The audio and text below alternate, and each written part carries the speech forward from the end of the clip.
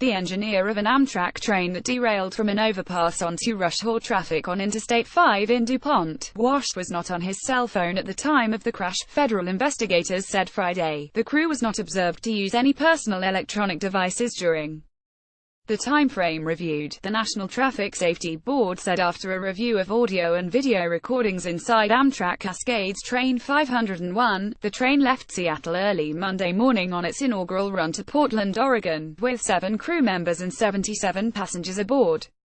About 40 miles south of Seattle, in DuPont, Wash, 13 of 14 cars derailed near a bridge over Interstate 5 as the train reached speeds of 80 miles per hour in a 30 miles per hour zone. Several cars fell onto the freeway below, striking vehicles in rush-hour traffic. 3 passengers on the train were killed and dozens were injured. Almost immediately, there were questions as to whether the engineer had been on the phone. It's common practice for the NTSB to determine whether crew members may have been distracted by personal electronic devices, since it's happened before. In Los Angeles, for instance, the agency determined that the engineer of a Metrolink train was distracted by typing text messages on his cell phone when he ran through a red signal in 2008, smashing head-on into a Union Pacific freight train and killing 25 people. The board's review of the DuPont crash did not disclose what the crew was doing as the train barreled into a curve headed for a trestle around 7:45 a.m. The train was using a new, faster route that would have shaved 10 minutes off the trip. Track speed was largely around 80 miles per hour, but a sign, visible to train crews before the abrupt curve, limited speed to 30 miles per hour. The NTSB said the engineer did react, just not in time. About 6 seconds prior to the derailment, the board said, the engineer made a comment regarding an overspeed condition. He apparently then tried to brake. The engineer's actions were consistent with the application of the locomotive's brakes just before the recording ended, according to the report, but it said, it did not appear the engineer placed the brake handle in emergency braking mode. The report concludes the recording ended as the locomotive was tilting and the crew was bracing for impact. Federal investigators say they have not yet spoken with all 5 members of the train crew, as several remain hospitalized.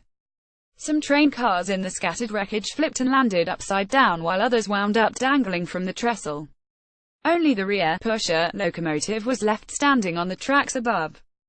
Most passengers and some motorists suffered minor to major injuries, and several remain in critical condition.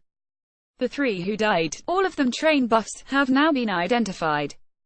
Jim Hamrer, 61, and his friend Zach Wilhoit, 35, both from the Tacoma area, were riding together.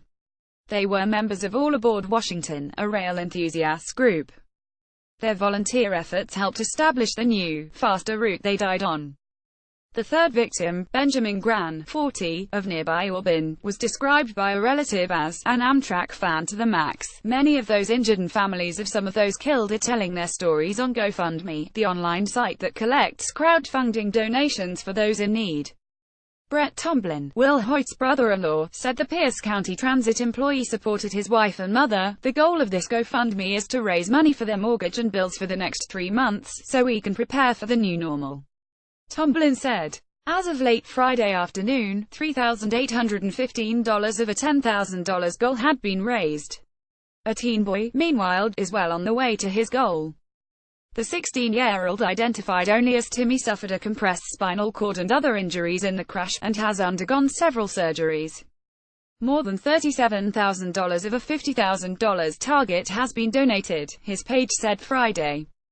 Donors have given Aaron Harris, seriously injured in the crash, well beyond his requested sum as of Friday. Over $32,000 of a $4,545 goal had been pledged in his name.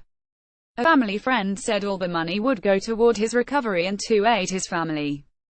Amtrak has also announced that it will cover medical expenses and other costs incurred by passengers injured or killed in the crash.